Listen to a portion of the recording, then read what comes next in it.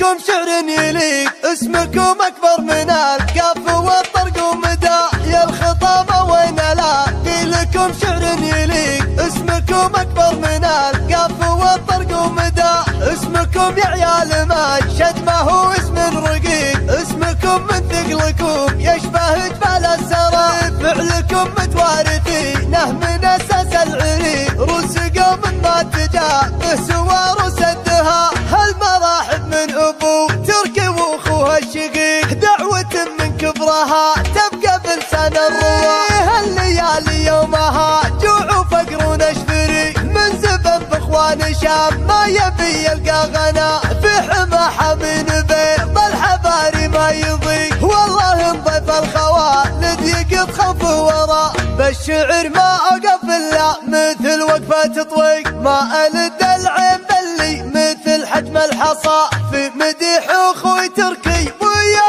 نعم الرفيق يخلي الشاعر يخلد ويرفع مستوى إن عصاه الوقت وجاله على ما لا يطيق والله إني محسمه من غاث الوقت وعصا خوتي معاه سيدة على طول الطريق في دروب البرجلة ما نعكس الاتجاه لاستضاق الوقت فيني وجيت مستضيق يترك الدنيا بعيني مثل عين القطا كل كربة لو تجيني يجي وجه طليق ينسف الكربة مثل نسفة شماغه ورا والله تركي خوي اللي به مو مغري كن ربي للخوي خالق سترة نجاة والله تركي خوي اللي به مو مغري